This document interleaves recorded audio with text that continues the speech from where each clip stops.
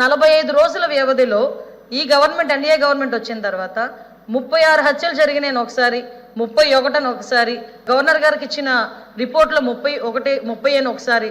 అంటే ఒక్కొక్క దగ్గర ఒక్కొక్క స్టేట్మెంట్లు ఇచ్చుకొని జనాల్ని కన్ఫ్యూజ్ చేస్తున్నారా, ఆయన కన్ఫ్యూజ్ అవుతున్నారా, ఆయన ఏమన్నా తాపత్రయపడుతున్నారా? 36 హత్యలు జరిగినాయని నేషనల్ మీడియా అడిగిన తర్వాత ఢిల్లీలో ఉన్నప్పుడు ఆ 36కి సంబంధించిన లిస్ట్ ఇవ్వండి అని చెప్పి అక్కడ మీడియా వాళ్ళు అడిగితే ఆన్సర్ చేయకుండా పక్కకి వెళ్ళిపోయారు. ఏమేనంటే రెడ్ బుక్ చూపిస్తారు.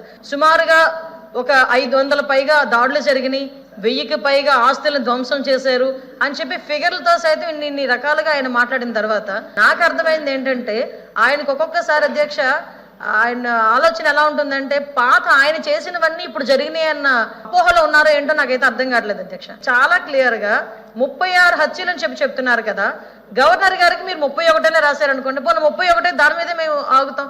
ఆ 31 మంది ఎవరున్నారు, ఏ ప్లేస్ లో ఎవరు చంపారు, పోనీ ఎవరు చచ్చిపోయారో మీ నాయకులు ఒకసారి మాకు లిస్ట్ ఇవ్వండి.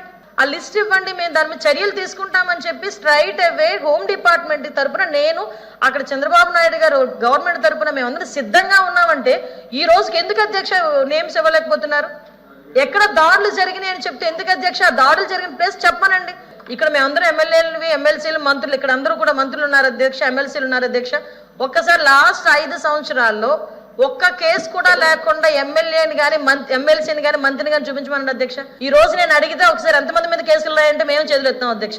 ఒక్కసారి ఎవరైనా చేతులు ఎత్తే పరిస్థితి ఏదైనా ఉందంటే ఎవరి మీద కేసులు ఉన్నాయా? కేసులు ఉన్న వాళ్ళు ఒకసారి ఛాన్స్ రైజ్ చేసుకుంటే, ఇంక్లూడింగ్ మీ, నా మీద 23 కేసులు, లోకేష్ గారి మీద ఒక 23 కేసులు, అందరి మీద మినిమం +10 అధ్యక్ష. అంటే ఇన్ని కేసులు మా మీద పెట్టి ఈ రోజు మేము ఏదో వాళ్ళ మీద కేసులు పెట్టామని చెప్పి తిరిగి మా మీద క్వశ్చన్ చేయడం అధ్యక్ష.